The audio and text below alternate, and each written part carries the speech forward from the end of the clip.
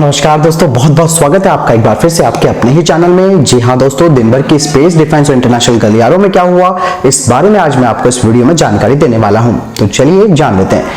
दोस्तों यहाँ पे अगर सबसे पहले खबर की बात करते हैं तो वो AMCA को लेकर आ रही है। दरअसल भारतीय वायुसेना ने अब पूरा मन बना लिया है AMCA को जल्द से जल्द बनाने के लिए, और 2027 का आप ये समझ सकते हैं कि एक डेडलाइन घोषित कर दी गई है कि 2027 तक ये किसी भी हाल में ये उड़ान भरेगा। भारत अपनी वायुसेना के लिए अगली पीढ़ी के लड़ाकू जेट विकसित करने के लिए कम से कम समय देख रहा है, और साथ ही भारत निजी क्षेत्रों की भागीदारी के साथ एक एरोनॉटिकल इकोसिस्टम भी बना रहा है, जिसमें करीबन अगले दशक में 450 से अधिक नए लड़ाकू विमान बनाए जाएंगे।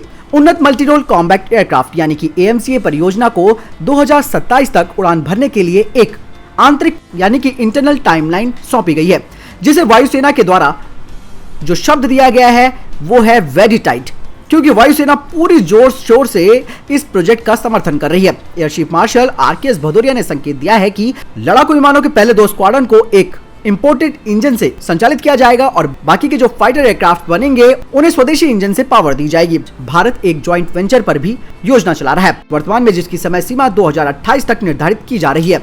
वायुसेना प्रमुख ने कहा कि अगले दशक में करीबन 140 से 150 AMCA फाइटर्स को शामिल करना है। इसके अलावा अतिरिक्त LCA लड़ाकू जेट भी शामिल होंगे। भारतीय वायुसेना अपने AMCA फाइटर्स पर छठी पीढ़ी की तकनीक को भी जोड़कर देख रही है, जिसमें डायरेक्टेड एनर्जी वेपन्स भी शामिल होंगे। वायुसेना का मानना है कि हम चाहते हैं कि हमारे 5वीं पीढ़ी के विमान में कुछ छठी पीढ़ी की भी तकनीक हो, और साथ ही इसमें मिसाइल विरोधी प्रणाली का भी इस्तेमाल किया जा सकता है। AMCA से LCA तक और परिवहन और प्रशिक्षण वाले विमानों के अलावा हेलीकॉप्टर्स की एक श्रृंखला का भी निर्माण कार्य किया जाएगा, और इसकी भी एक लिस्ट बनाई गई है। दोस्तों, जैसे कि मैंने डिफेंस अपडेट में बताया था कि प्राइवेट पार्टनरशिप के जरिए जॉइंट वेंचर बनाया जाएगा, जिसमें करीबन उनको 2,500 करोड़ रुपए का निवेश करना होगा, और HAL वर्तमान में शामिल लागतों और जॉइंट वेंचर की संरचना पर काम भी कर रहा है।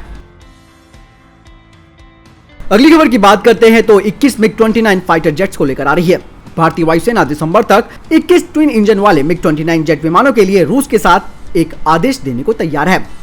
आपको बता दें कि ये जो विमान है 1980 के दशक के विंटेज हैं, जो अब उत्पादन में नहीं है, लेकिन इन 21 MiG-29 का जो एयरफ्रेम है उसका निर्माण रूस में होता रहा है। सुरक्षा और रक्षा प्रतिष्ठानों की सूत्रों के अनुसार भारत द्वारा खरीदे गए जेट विमानों को यहां पहुंचाने से पहले इन्हें अपग्रेड किया जाएगा, और वो भी नई टेक्नोलॉजी के साथ। ऐसी खरीद तब हो रही है जब भारतीय वायुसेना अपने विमान और बजटीय बाधाओं के कारण अपनी कम स्ट्रेंथ का सामना कर रही है।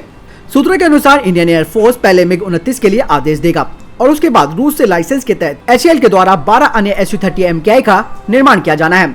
वहीं भारतीय वायुसेना जल्द ही स्वदेशी 83 लाइट कॉम्बैट एयरक्राफ्ट यानी कि LCA तेजस मार्क 1A के लिए आदेश दे सकती है। इंडियन एयरफोर्स की माने तो उन्होंने कहा कि हमें MiG-29 काफी अच्छी कीमत पर मिल रहे हैं, और हम जल्द ही इसे अंतिम रूप देंगे। भारत और रूस पिछले साल से MiG-29 जेट खरीद के लिए बातचीत कर रहे हैं। जैसे कि मैंने बताया कि 1980 के दशक के ये फाइटर जेट्स हैं, जिन्हें कभी उड़ाया नहीं गया, और ये काफी अच्छी कंडीशन में भी है। खास करके इनका जो एयरफ्रेम है वो अच्छी गुणवत्ता में है। साथ ही इस सौदे के हिस्से के रूप में सभी उपकरणों और अन्य प्रणालियों को भी फिट किया जाएगा। भारत के पास वर्तमान में MiG-29 की 3 स्क्वाड्रन है, और इनमें से एक स्क्वाड्रन जिसमें कि करीबन 18 विमान शामिल होते हैं, उन सभी को वर्तमान में भारतीय वायुसेना के द्वारा अपग्रेडेड किया जा रहा है।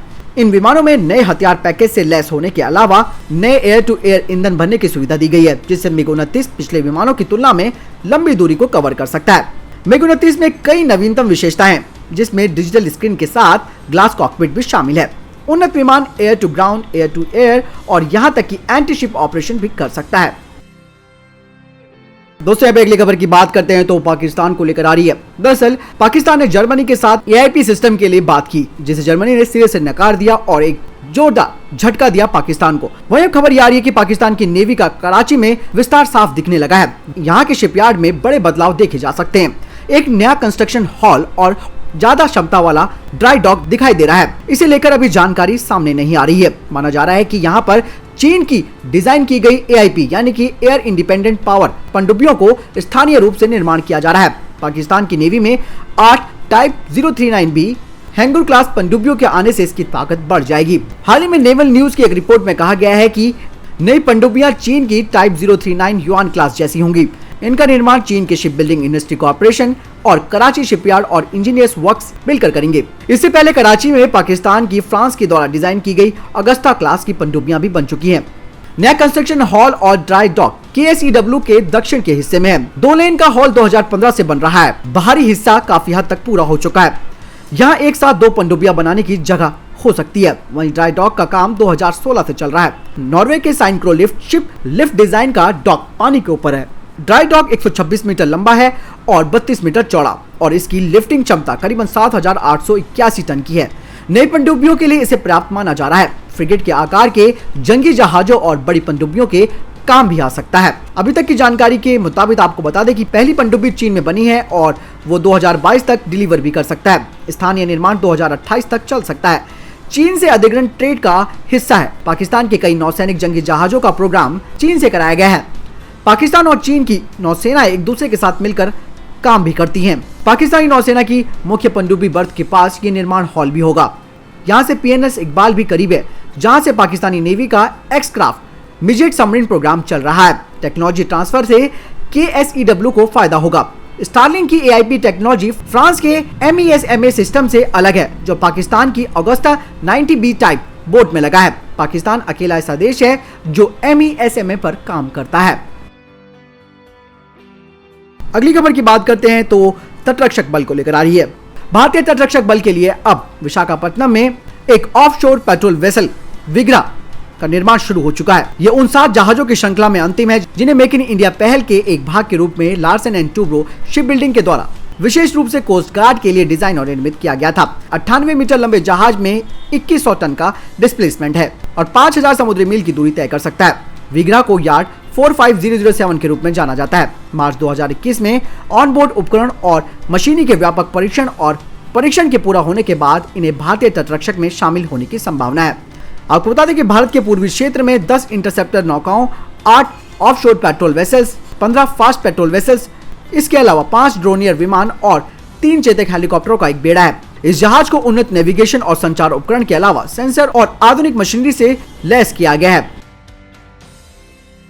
अगली खबर की बात करते हैं तो वो आ रही है 6 और राइफल्स को लेकर। दरअसल मैंने आपको पिछले डिफेंस अपडेट में बताया था कि अब जो LAC पर भारतीय सैनिक है वो अमेरिकी निर्मित 6 और राइफल से तैनात होंगे और इसके लिए जो फाइनल प्रक्रिया थी वो चल रही थी, जिसे अब अंतिम रूप दे दिया गया है। आतंकरोधी अभियानों के लिए पहले से अमेरिका से लगभग 72,000 6 और असॉल्ट राइफलें प्राप्त और तैनात करने के बाद इन असॉल्ट राइफलों का नया जत्था पूर्वी लद्दाख के चीन के साथ मोर्चों पर तैनात सैनिकों को दिया जाएगा। आपको बता दें कि रक्षा मंत्रालय की DAC ने यानी कि रक्षा अधिग्रहण परिषद ने सेना के लिए फास्ट ट्रैक प्रक्रियाओं के तहत अमेरिका से लगभग 72,000 6 और असॉल्ट राइफलों के दूसरे बैच की अधिग्रहण की मंजूरी दे दी है। आपको बता दें कि हाल ही में रक्षा मंत्रालय ने इजराइल से 16,000 लाइट मशीन गन यानी कि LMG का ऑर्डर भी दिया है। अगली खबर इसरो को लेकर आ रही है। भारतीय अंतरिक्ष अनुसंधान संगठन यानी कि इसरो दिसंबर 2020 से पहले अपने नए rocket small satellite launch vehicle यानी कि SSLV को लॉन्च करने की दिशा में काम कर रहा है। अधिकारियों का कहना है कि इसकी सबसे बड़ी मोटर ठोस ईंधन वाली बूस्टर मोटर की जांच के लिए आवश्यक परीक्षण नवंबर में किए जाएंगे। इसरो के विक्रम साराभाई स्पेस सेंटर के महानिदेशक ने बताया कि SSLV launch polar satellite launch vehicle C49 की उड़ान के बाद श्रीहरिकोटा रॉकेट पोर्ट पर पहले लॉन्च पैड से होगा। PSLV C49 की उड़ान के बाद लॉन्च पैड को SSLV के अनुरूप बनाया जाएगा। इसरो ने कहा कि अगले महीने PSLV C49 लगभग 10 उपग्रहों यानी कि सैटेलाइट के साथ उड़ान भरेगा। रॉकेट भारत के रीसेट 2B/R2 और अन्य वाणिज्यिक उपग्रहों को ले जाएगा। इसके बाद दिसंबर में PSLV C50 GSAT-12R सैटेलाइट के साथ उड़ान भरेगा। SSLV लो अर्थ ऑर्बिट के लिए 500 किलोग्राम का पेलोड ले जाने में सक्षम है। इस रॉकेट को विकसित करने के लिए लगभग 120 करोड़ रुपए का खर्च आया है। SSLV की सबसे खास बात यह है कि इसमें लोकल कंपोनेंट्स के साथ नई इलेक्ट्रॉनिक प्रणाली है। इसरो के अनुसार SSLV को विकसित करने की लागत कम है और नए रॉकेट के लिए केवल PSLV रॉकेट के तीसरे चरण को अपनाया गया है।